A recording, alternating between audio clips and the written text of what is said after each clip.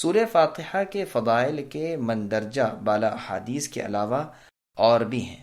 صحیح بخاری فضائل القرآن میں ابو سعید خدری رضی اللہ عنہ سے روایت ہے کہ ہم ایک مرتبہ سفر میں تھے، ایک جگہ ٹھہرے ہوئے تھے کہ اچانک ایک لونڈی آئی اور کہا کہ یہاں کے قبیلے کے سردار کو سانپ نے کاٹ لیا ہے، ہمارے آدمی یہاں موجود نہیں، آپ میں سے کوئی ایسا ہے کہ جھاڑ پھونک کر دے؟ ہم میں سے ایک شخص اٹھ کر اس کے ساتھ ہو لیا۔ ہم نہیں جانتے تھے کہ یہ کچھ دم جھاڑ بھی جانتا ہے۔ اس نے وہاں جا کر کچھ پڑھ کر دم کیا، اللہ کے فضل سے وہ سردار بالکل اچھا ہو گیا۔ 30 بکریاں اس نے دیں اور ہماری مہمانی کے لیے بہت سارا دودھ بھی بھیجا۔ جب وہ واپس آئے تو ہم نے کہا کہ کیا تمہیں جھاڑ پھونک کا علم ہے؟ انہوں نے کہا میں نے تو صرف سورہ فاتحہ پڑھ کر دم کیا ہے۔ ہم نے کہا اس آئے ہوئے مال کو ابھی نہ چھیڑو، پہلے رسول اللہ صلی اللہ علیہ وسلم سے مسئلہ پوچھ لو۔ مدینے میں آ کر ہم نے رسول اللہ سے ذکر کیا، آپ نے فرمایا اسے کیسے معلوم ہو گیا کہ یہ پڑھ کر دم کرنے کی صورت ہے؟ اس مال کے حصے کو لو، میرا بھی ایک حصہ رکھنا۔ صحیح مسلم اور ابو داؤد میں بھی یہ حدیث ہے۔ مسلم کی بعض روایات میں ہے کہ دم کرنے والے ابو سعید خدری رضی اللہ عنہ ہی تھے۔ مسلم اور نسائی میں حدیث ہے کہ رسول اللہ صلی اللہ علیہ وسلم کے پاس ایک مرتبہ جبرائیل علیہ السلام بیٹھے ہوئے تھے کہ اوپر سے ایک زوردار دھماکے کی آواز آئی۔ جبرائیل علیہ السلام نے اوپر دیکھ کر فرمایا آج آسمان کا وہ دروازہ کھلا ہے جو کبھی نہیں کھلا تھا۔ پھر وہاں سے ایک فرشتہ رسول اللہ کے پاس آتا ہے اور کہتا ہے خوش ہو جائیے، 2 نور آپ کو ایسے دیے گئے ہیں کہ آپ سے پہلے کسی نبی کو نہیں دیے گئے۔ سورۃ الفاتحہ اور سورہ بقرہ کی آخری آیات، ایک ایک حرف ان میں سے نور ہے۔ صحیح مسلم میں ابو ہریرہ رضی اللہ عنہ سے روایت ہے کہ رسول اللہ صلی اللہ علیہ وسلم نے فرمایا جو شخص اپنی نماز میں ام القرآن نہ پڑھے اس کی نماز ناقص ہے، ناقص ہے، ناقص ہے، پوری نہیں ہے۔ ابو ہریرہ رضی اللہ عنہ سے پوچھا گیا کہ جب ہم امام کے پیچھے ہوں تو؟ فرمایا پھر چپ کے پڑھ لیا کرو۔ میں نے رسول اللہ صلی اللہ علیہ وسلم سے سنا ہے، آپ فرمایا کرتے تھے اللہ تعالیٰ کا فرمان ہے کہ میں نے نماز سورہ فاتحہ کو اپنے اور اپنے بندے کے درمیان آدھوں آدھ کر دیا ہے، اور میرا بندہ مجھ سے جو مانگتا ہے وہ میں دیتا ہوں۔ جب بندہ کہتا ہے الحمدللہ رب العالمین تو اللہ تعالیٰ فرماتے ہیں حمدنی عبدی، میرے بندے نے میری تعریف کی۔ پھر بندہ کہتا ہے الرحمن الرحیم، اللہ تعالیٰ فرماتے ہیں اثنى علی عبدی، میرے بندے نے میری ثنا بیان کی۔ پھر بندہ کہتا ہے مالک یوم الدین، اللہ تعالیٰ فرماتے ہیں مجدنی عبدی، میرے بندے نے میری بزرگی بیان کی۔ بعض روایتوں میں ہے کہ اللہ تعالیٰ اس کے جواب میں فرماتے ہیں فوض الی عبدی، میرے بندے نے خود کو میرے سپرد یعنی حوالے کر دیا ہے۔ پھر بندہ کہتا ہے ایاک نعبد و ایاک نستعین، اللہ تعالیٰ فرماتے ہیں یہ میرے اور میرے بندے کے درمیان ہے، اور میرا بندہ مجھ سے جو مانگے گا میں دوں گا۔ پھر بندہ آخر سورت تک پڑھتا ہے، اللہ تعالیٰ فرماتے ہیں یہ سب میرے بندے کے لیے ہے، اور یہ جو مانگے گا وہ اس کے لیے ہے۔ نسائی میں روایت ہے۔ بعض روایات کے الفاظ میں کچھ تبدیلی بھی ہے۔ ترمذی نے اس حدیث کو حسن کہا، ابو زرعہ رحمۃ اللہ علیہ نے انہیں صحیح کہا ہے۔ مسند احمد میں بھی یہ حدیث مطول موجود ہے، اس کے راوی ابی بن کعب رضی اللہ عنہ ہیں۔ اب اس حدیث کے فائدوں پر نظر ڈالیے۔ اس حدیث میں لفظ صلاۃ یعنی نماز کا اطلاق ہے، اور مراد اس سے قرات ہے، جیسا کہ قرآن میں اور جگہ پر ہے وَلَا تَجْهَرْ بِصَلَاتِكَ، یعنی اے نبی اپنی نماز یعنی قراءت کو نہ تو بہت بلند آواز سے پڑھیے نہ بہت پست آواز سے، بلکہ درمیانی آواز سے پڑھا کیجیے۔ ابن عباس رضی اللہ عنہما سے اس کی تفسیر میں صراحت سے مروی ہے کہ یہاں صلاۃ سے مراد قراءت ہے، اور اسی طرح مندرجہ بالا حدیث میں قراءت کو صلاۃ کہا ہے۔ اس سے نماز میں قراءت کی جو عظمت ہے وہ معلوم ہوتی ہے، اور ظاہر ہوتا ہے کہ قراءت نماز کا اعلیٰ رکن ہے، اس لیے کہ عبادت کا مطلق نام لیا گیا اور اس کے ایک جز یعنی قراءت کا ذکر کیا گیا۔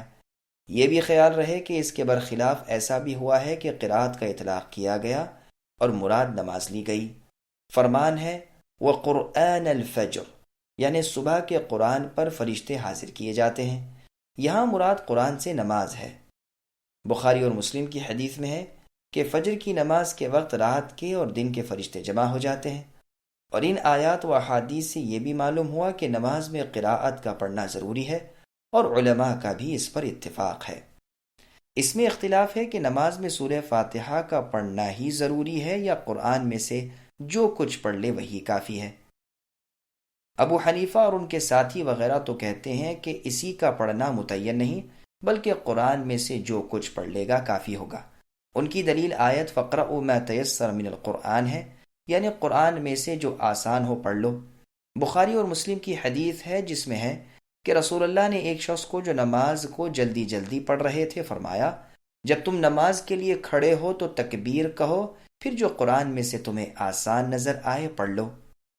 وہ کہتے ہیں کہ رسول اللہ کا اس شخص کو یہ فرمانا اور سورہ فاتحہ کی تعیین نہ کرنا بتا رہا ہے کہ جو کچھ قرآن پڑھ لے کافی ہے۔ دوسرا قول یہ ہے کہ سورہ فاتحہ ہی کا پڑھنا ضروری ہے اور اس کے پڑھے بغیر نماز نہ ہوگی۔ ان کے علاوہ اور تمام ائمہ کرام کا یہی قول ہے۔ امام مالک، امام شافعی، امام احمد رحمۃ اللہ علیہم اور ان کے سب شاگرد وغیرہ اور جمہور علماء کرام کا یہی قول ہے۔ ان کی دلیل یہ حدیث مبارکہ ہے جو اللہ کے رسول صلی اللہ علیہ وسلم نے بیان فرمائی ہے، جس کو امام مسلم، ابو داؤد وغیرہ نے نکالا کہ جو شخص نماز پڑھے خواہ کوئی نماز ہو اور اس میں القرآن نہ پڑھے تو وہ نماز ناقص ہے، پوری نہیں۔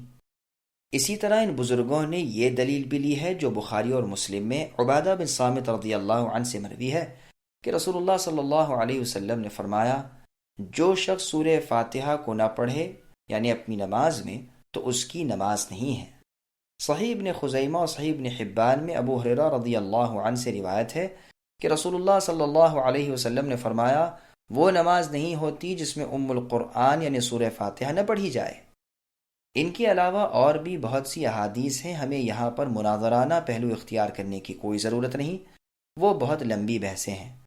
ہم نے تو مختصراً ان بزرگوں کے دلائل بیان کیے ہیں۔ صحیح اور حدیث کے مطابق دوسرا قول ہی ہے، یعنی سورہ فاتحہ کا پڑھنا واجب ہے، ضروری ہے، واللہ اعلم۔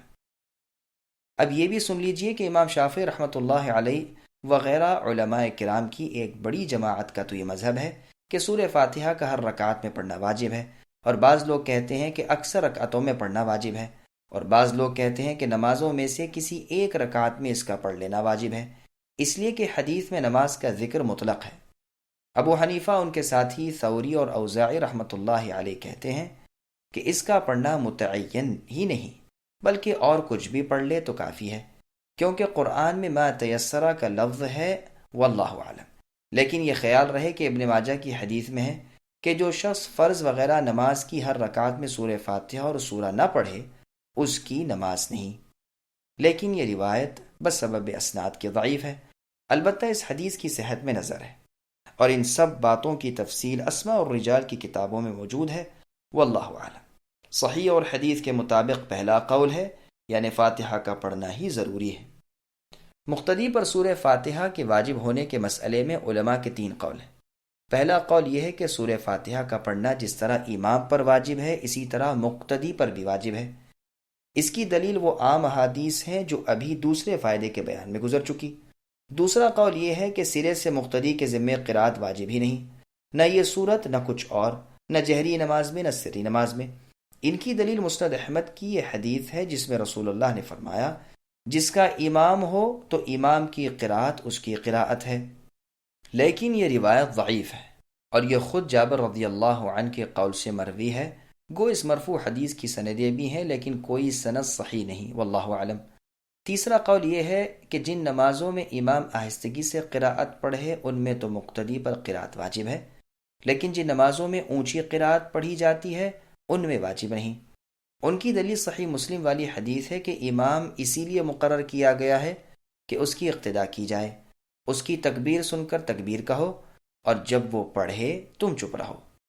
سنن میں بھی یہ حدیث ہے، امام مسلم نے اس کی تصحیح کی ہے۔ امام شافعی رحمۃ اللہ علیہ کا پہلا قول بھی یہی ہے، اور امام احمد رحمۃ اللہ علیہ سے بھی ایک روایت ہے۔ صحیح احادیث کے مطابق پہلا قول ہی ہے۔ ابو داؤد، ترمذی، نسائی وغیرہ میں حدیث ہے کہ رسول اللہ صلی اللہ علیہ وسلم نے اپنے مقتدیوں کو فرمایا کہ تم سوائے سورہ فاتحہ کے اور کچھ نہ پڑھو، اس کے پڑھے بغیر نماز نہیں ہوتی۔ ہماری غرض ان مسائل کو یہاں بیان کرنے سے یہ ہے کہ سورہ فاتحہ کے ساتھ احکام کا جس قدر تعلق ہے کسی اور صورت کے ساتھ نہیں۔